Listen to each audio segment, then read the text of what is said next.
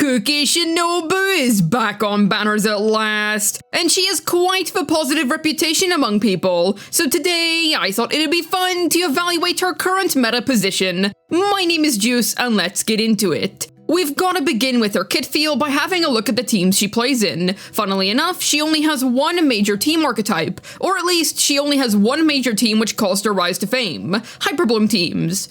Starting with her slot and Hytham comps, she feels pretty good here. I will be honest, I've never liked Kuki Shinobu's playstyle. I don't like single character healers, and it annoys me that she drains her own HP, but I want to look at her from an objective standpoint, and objectively speaking, she is a good slot in this team. She is fantastically efficient at triggering electro cores, while also healing enough to enable using Farina in the team, which is a massive plus. Because Kuki naturally wants to build EM and HP percent, it doesn't feel like a waste building her that way. EM Raiden's electro application is larger and longer, true, but she lacks the healing aspect of Kuki while also having to sacrifice the rest of her kit to only be a skill bot, which, as you can see, most people don't like to do either. Enabling Farina is such a win because then you can play her all Hytham with Nahida instead of Baiju. While I personally prefer the Doctor and his Snake due to his team-wide healing, Nahida offers the EM buffing mechanic which allows your Hytham to reach far higher DPS numbers. And with the way that Nahida's A1 works, you will be rewarded for slapping a nuts amount of EM on your Kuki. The party member with the highest EM is the one who will share their EM with the one on field. So if your Kuki manages 1000 plus EM, well then your Hytham's gonna be eating good damage numbers tonight.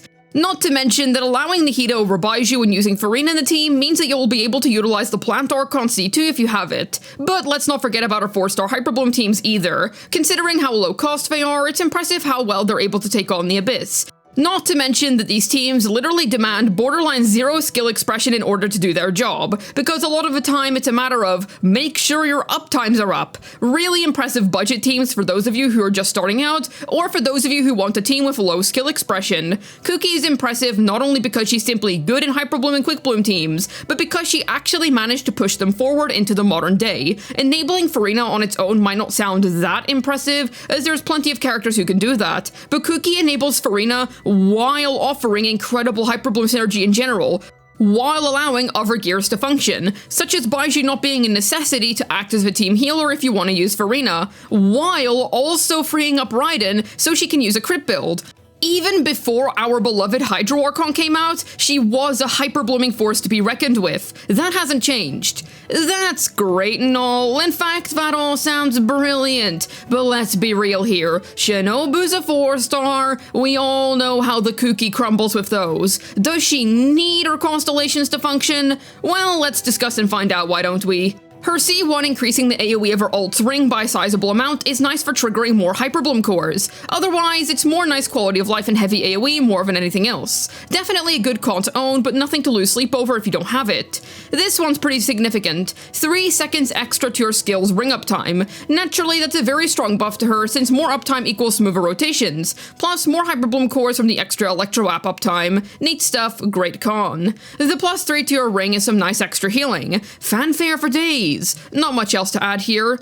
This increases Kuki's electro application, and considering that the on-field are doing normal attacks or charge attacks is pretty much always going to be all Hytham or Nahida, you're going to be generating extra dendro cores of this. It's more damage. Obviously a splendid ability. The +3 to your ult doesn't really matter because there's no healing in the ability, and dendro cores have nothing to do with talent scalings. So this is just kinda here. Glad that they put the skill boost down at C3. The first half of the C6 is literally whatever. Normally, this is the part where I would say, if you're that close to dying with XYZ healer in your team, I'd say you have other problems. But in this case, yeah, I get it, she drains her own HP, I can see it being useful. But if you're a decent enough player, then you can pretty much just ignore the revival upon a deadly hit part of the con. The 150 EM when she drops below 25% HP is very nice, however. Well, there you have it. No, Kuki's cons are by no means a necessity. I'd say chasing her C2 makes sense, because duration extension cons on the best ability of a unit are always really busted, but the rest of her constellations are more or less neat little bonuses to an already complete package.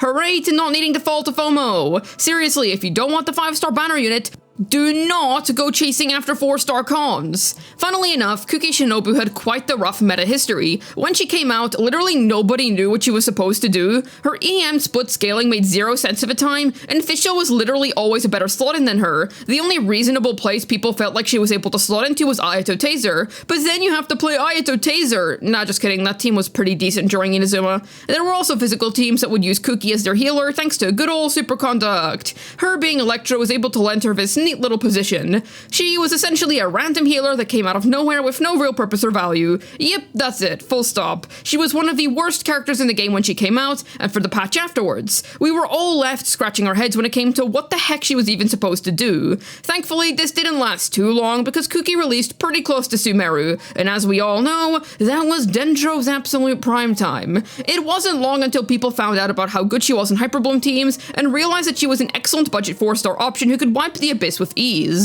She remained as the 4-star legend of Hyperbloom for quite some time, with Farina only drumming up extra fanfare to her reign. It feels like she went from being seen as one of the worst 4-stars ever to being one of the most excellent budget options available in the span of like 2 seconds. But to be fair, that's Hoya for you, always releasing characters that are going to be good in the next region over right before the new region comes out. Cut to current day, and things haven't really changed. She continues to be the supreme ruler of the Electro trigger slot in Hyperbloom. There really isn't much to add here that hasn't already been said. The main current day team that you'll find her in is the Alhaitham Farina team, which I've already spoken about at length. It's still a pretty frickin' great team even now, by the way. But that's a given. Put 4 busted characters together that have excellent synergy with each other, and it's no wonder that you're gonna be able to bust the Abyss's door down. I would say Kuki has a very comfortable overall meta standing at the moment. She's in a position where, while she isn't an absolute necessity, she is a very nice character to have. Kuki has fantastic synergy and one of the most budget-friendly team archetypes in the game, so naturally, to this day, she remains as a top recommendation to free-to-plays all over the globe. She's certainly come a long way since she first came out in 2.7. Kuki went from being an undeniable team damage loss to an undeniable team damage increase. She's certainly one of the better 4-star characters in this game. It's also impressive that Kuki is as good as she is, considering that she came out during a time where 4-star characters were consistently not that impressive for a very long stretch of time, until a long while later. It would take us until the likes of Charlotte, Chevris, and Gaming to finally get consistently good 4-star characters again. It's also nice that Kuki herself costs next to nothing to build. Ah yes, just dump a ton of HP percent and EM on her, then you're all good to go. It's great to have some options in this game that are both powerful and accessible. I personally don't think that she's gonna fall off anytime soon. The Hyperbloom archetype feels quite complete, if you will. It doesn't really need any additional buffs or improvements. But to be honest, this is Hoyoverse we're talking about. They're happy to throw game balance out the window if it looks funny to them. Celestia Killer Nuvolette with a C2 Shilun and anyone? Even so, I doubt that they'd be making a 5-star Shinobu anytime soon. After all, her high accessibility is one of her finest traits, especially the fact that she's so good right out of the box at C0. You can easily form a nice Hyperbloom team with her from thin air. I don't think Hoyo should focus on Hyperbloom teams anymore anyway. They are certainly fine as they are and have their rightful place in this game as comfortable free-to-play budget options which are able to decimate the Abyss at a relatively affordable cost. Very cool. After all, they have other reactions to focus on which are in far more need of help, or certain characters that are really in need of some more help. So good job, Kuki. You single-handedly managed to go from 0 to hero, literally. Oh, how the turntables. As I said at the beginning of this video, I've never really been a fan of Kuki's playstyle. A healer draining their own HP is just annoying in my opinion. Especially if you're a single character healer. I'm kind of in the minority though, as my favorite Alhaitham team is the Haifam Farina EM Raiden Baiju variant. She's a little too clunky for my personal tastes. With that being said, even I have to step back, admit that's a skill issue, and realize how good of a 4-star Kuki Shinobu is. She's a value powerhouse. There's so much that she offers to Hyperbloom teams. It's not like Kachina where the main thing that the drill kit offers is the ability to hold and fully proc 4-piece Cinder City, which is very good too, by the way. I'm just trying to illustrate my point here. Instead, Kuki offers numerous things, which all contribute to her high value in Hyperbloom teams. Hoyoverse had definitely released her with the future in mind. I'd be shocked if that wasn't the case, because her becoming as good as she is now would be far too coincidental. Kuki will always be as good as Alhaitham is, and since he's a pretty great unit, looks like she is too. And she'll also always be as good as Hyperbloom is, and it's always gonna remain as one of the most cheap, budget-friendly options for any new player to get their account off the ground running.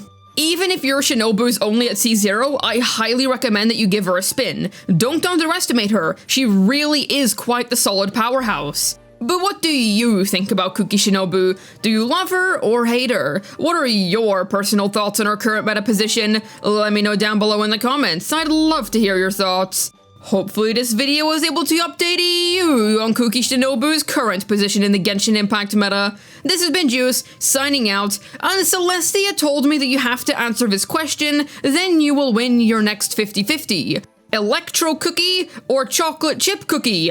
You can only choose one.